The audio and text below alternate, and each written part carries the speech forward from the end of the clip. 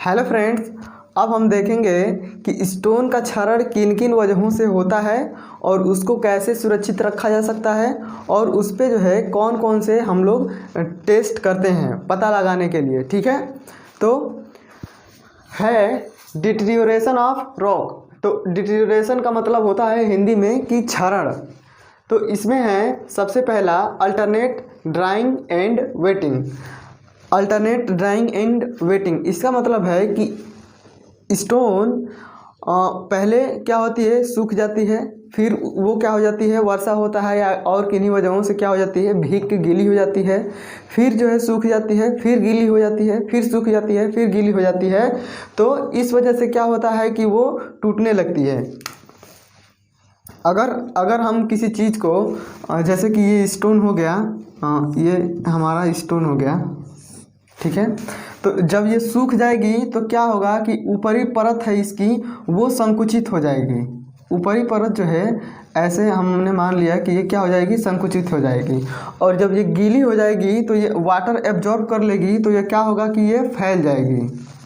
Water absorb हो जाएगा तो क्या होगा, ये फैल जाएगी।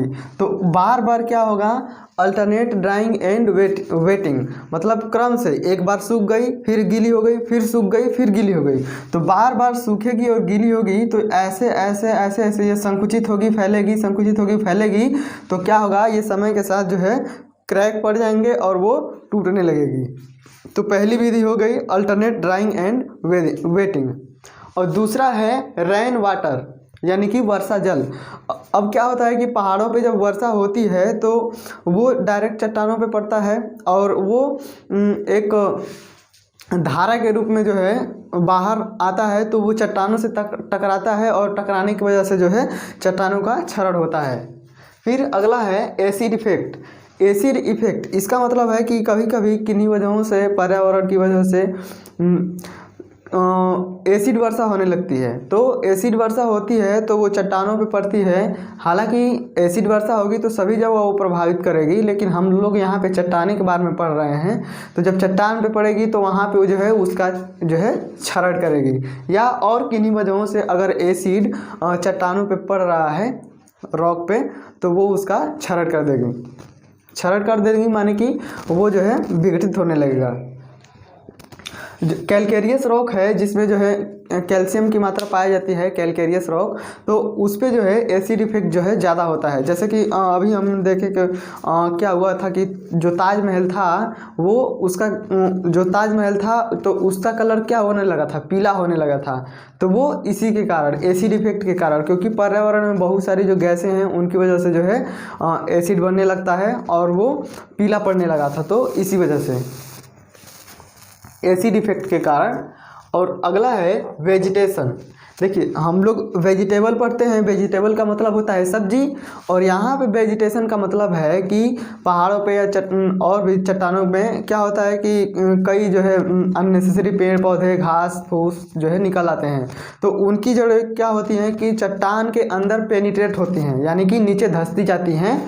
यहाँ पे अगर देखिए यहाँ पे ये पेड़ उग गया तो इसकी जड़ें जो है अंदर तक फैलती जाएंगी, और तो क्या होगा कि ये जब अंदर जाएंगी तो ये क्या होगा कि क्रैक्स पड़ जाएंगे और ये जो है फैलने लगेगा, और किनारे की तरफ होगा तो ये टूट के अलग हो जाएगा।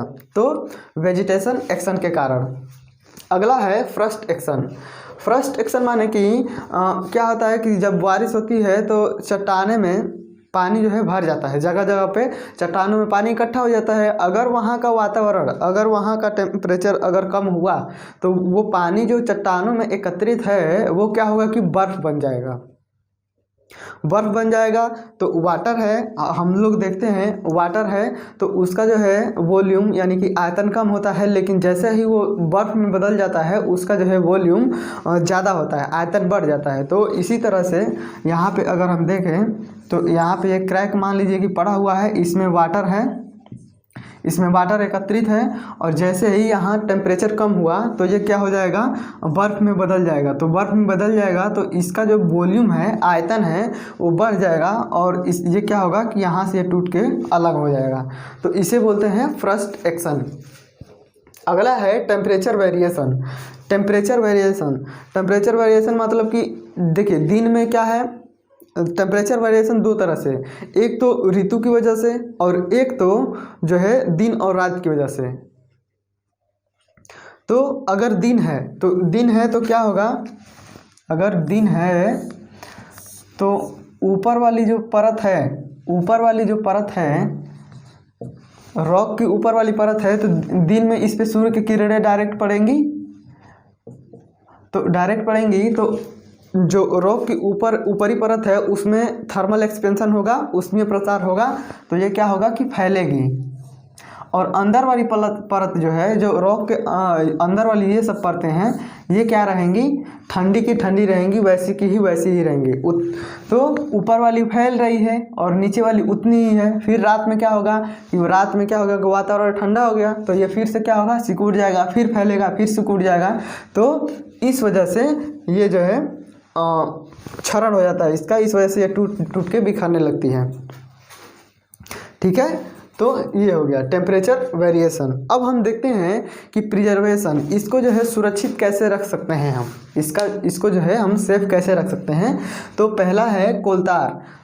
पहला है कि हम कोलतार मतलब कि जो चिप होता है उसका जो है हम क्या करें कि चट्टानों पर क्या करें, लेप कर दें। अक्सर हमने देखा होगा कि जो पहले ज़माने के, अभी तो नहीं हो रहे हैं, शायद होते होंगे, जो प्लिंथ लेवल के नीचे, प्लिंथ लेवल जो हाँ कुर्सी जो होता है, कुर्सी तल के नीचे के जितने भी सारे अपने आउटर वॉल थे, उनको जो है काले पेंट से, कोलतार से ही क्या किया जाता था, कोलतार जो है उस पर अप्लाई कर दिया जाता था, पेंट कर दिया जाता था पूरा। तो उसको जो है प्रिजर्वेशन करने के लिए ऐसा किया जाता था। तो हम लोग इसको जो है कोलतार का लेप करके उसको सुरक्षित रख सकते हैं। फिर अगला है लिंसीड ऑयल। देखिए, लिंसीड को हिंदी में अलसी का तेल बोलते हैं, अलसी नहीं जानते होंगे, लिंसीड भी नहीं पता होगा, शायद पता हो। तो हम लोग इसको देहाती भाषा में जानते हैं तीसी। तो ये तीसी का तेल है। आप लोग अक्सर देखते होंगे कि जो घरों में क्या होता है, सूप, जिससे चावल फटके जाते हैं, तो भूसी निकालने के लिए चावल जो फटका जाता है, तो जो उस पर क्या होता है कि उसमें काली ऐसे पोती जाती है, शायद तेल और कुछ काला मिला करके उस पर पोत दिया जाता है। तो जो तेल होता है वो लिंसीड ऑयल होता है।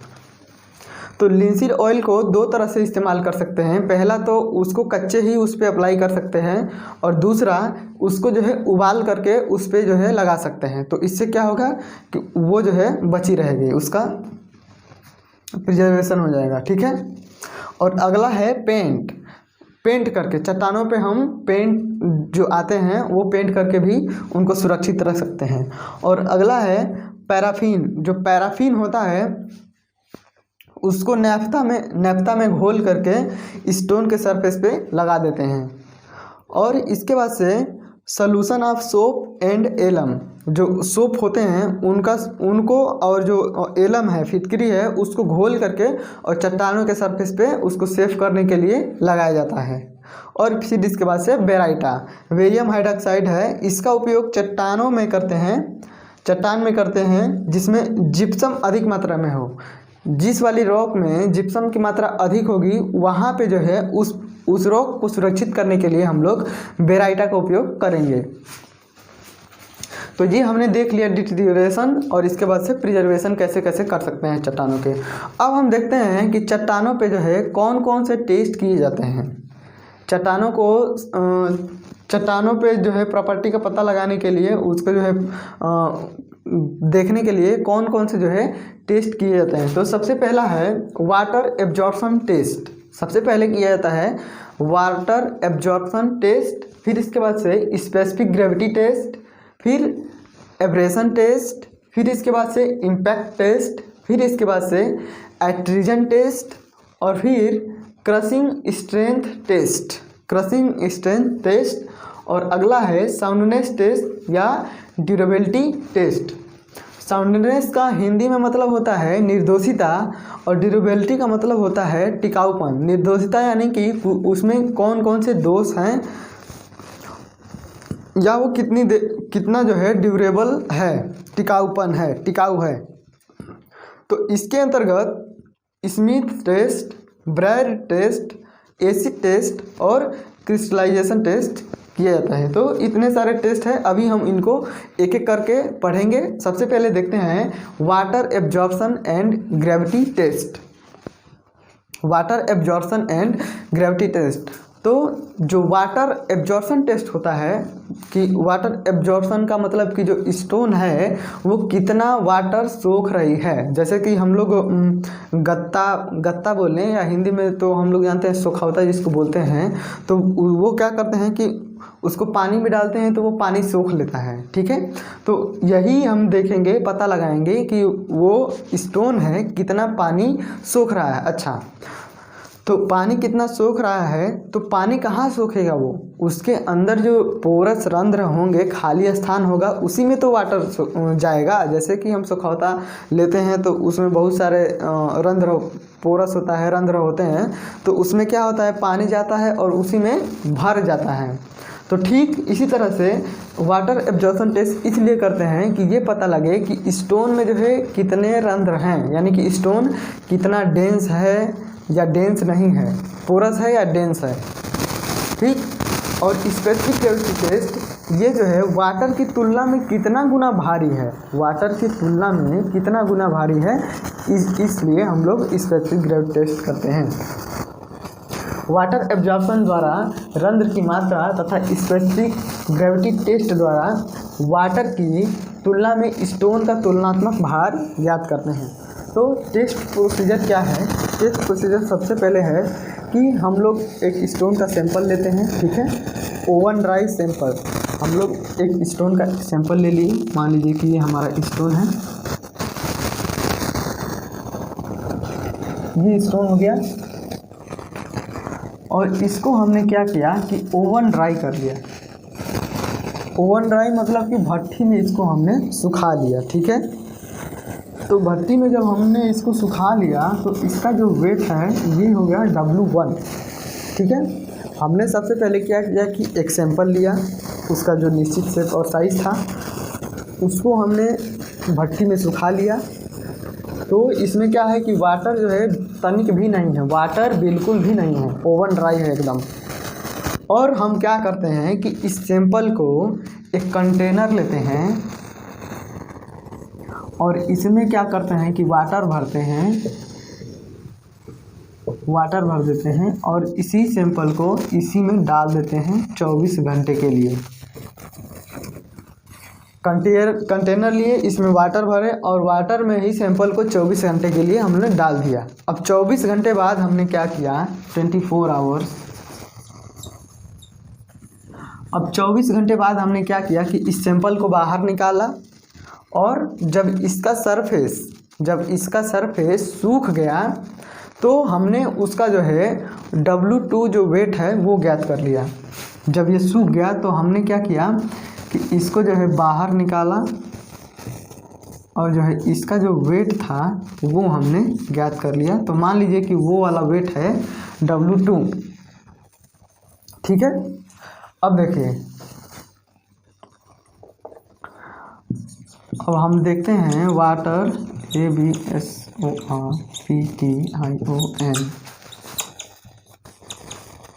कैपेसिटी।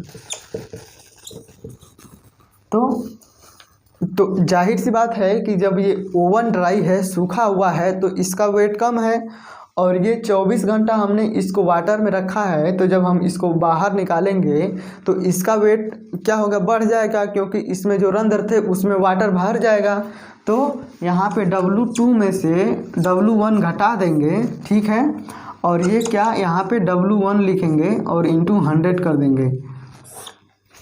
W1 माने कि ये जो ओवन ड्राई था उसकी तुलना में इसने जो है कितना वाटर सोखा है। तो यही जो है वाटर एब्जॉर्प्शन जो है कैपेसिटी निकल जाती है कि इसने जो है कितना वाटर सोखा है। अगर इसमें जो है ज़्यादा वाटर जाएगा तो पता चल जाएगा कि इसमें रंध्र ज़्यादा है, अगर इसकी मात्रा कम आएगी तो पता चलेगा कि इसमें जो है रंध्र जो है कम है, ठीक है। तो ये हमने ज्ञात कर लिया।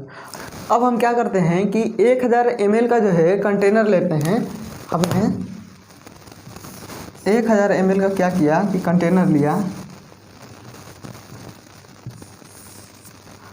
और क्या करते हैं कि इसमें जो है ये वाला जो सैंपल है स्टोन का, इसको यहाँ पे रख देते हैं।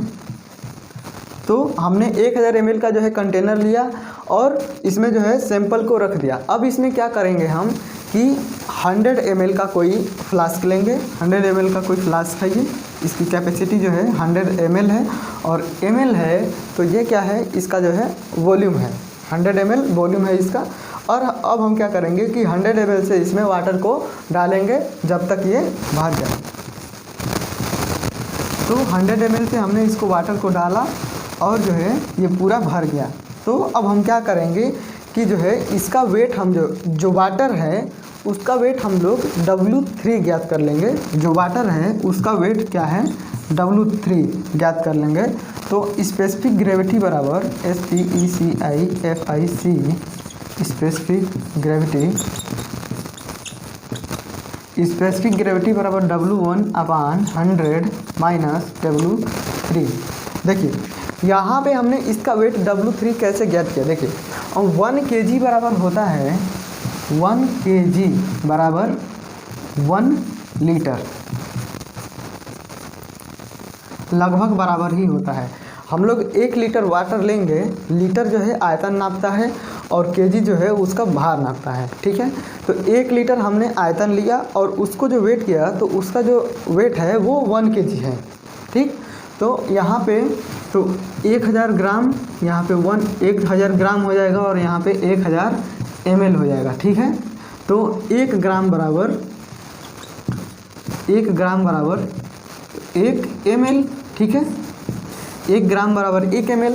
तो यहाँ पे हमने 100 ml का जो है फ्लास्क लिया है। तो जब हम इसमें वाटर डालेंगे तो भर जाएगा। तो इसमें लास्ट वाले अंतिम बार में या कभी भी जितना ml वाटर बचेगा तो उतना क्या हो जाएगा, उतना जो है इसका वेट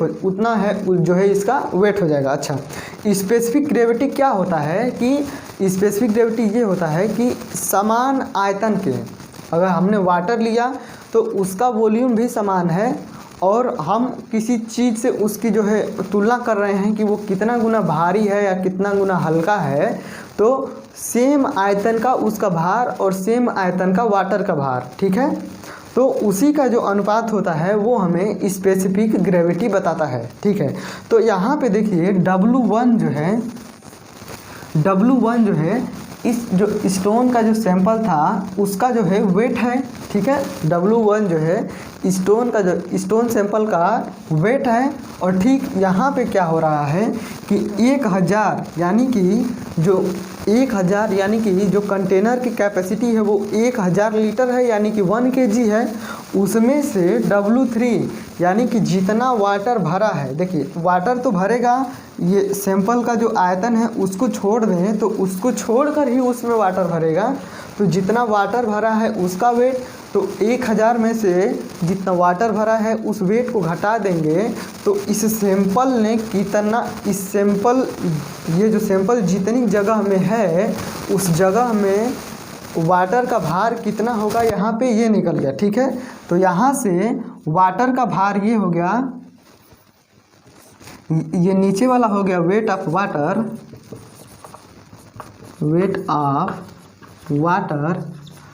और ये हो गया वेट ऑफ स्टोन सैंपल। तो बस इसी के अनुपात को जो है हम लोग स्पेसिफिक ग्रेविटी बोलते हैं, ठीक है। तो यहाँ से हमने देख लिया कि वाटर एब्जॉर्प्शन कैपेसिटी के बारे में देख लिया और यहाँ से अभी देख लिया हमने स्पेसिफिक ग्रेविटी के बारे में। अब हम क्या करते हैं कि इसको लिख लेते हैं। गुड बिल्डिंग स्टोन की जल अवशोषण क्षमता उसके ड्राई वेट के 5% से अधिक नहीं होना चाहिए। गुड बिल्डिंग स्टोन की जल अवशोषण क्षमता उसके ड्राई वेट का जो है 5% से अधिक नहीं होना चाहिए। यानी कि जो गुड बिल्डिंग स्टोन है, जो बिल्डिंग स्टोन है, तो उसके वेट का 5%, जो उसका वेट है उसका अगर हम 5% करेंगे, अगर उससे जो है और जल अवशोषण क्षमता उसकी ज़्यादा है तो वो सही नहीं है, हमारे लिए यूज करने के लिए सही नहीं है। ज़्यादातर जो स्टोन होते हैं तो जो उनकी स्पेसिफिक ग्रेविटी है वो 2.6 से 2.9 के बीच में होती है। ये स्टोन में जो है सबसे इम्पोर्टेंट है, क्योंकि जो स्पेसिफिक ग्रेविटी है हम लोग बार बार याद करते हैं, बार बार भूल जाते हैं। तो या हो सकता है कि जो स्पेसिफिक ग्रेविटी है इसमें एक्यूरेट जो है जो हम लोग याद किए हैं वो नहीं दिया हो। तो 2.6 और 2.9 के बीच में ज़्यादातर स्टोन की स्पेसिफिक ग्रेविटी होती है। तो इससे हम लोग जो है अनुमान करके जो है क्वेश्चन को सही कर सकते हैं। तो हमने अभी देख लिया कि वाटर एब्जॉर्प्शन जो है टेस्ट और specific gravity test. Thank you.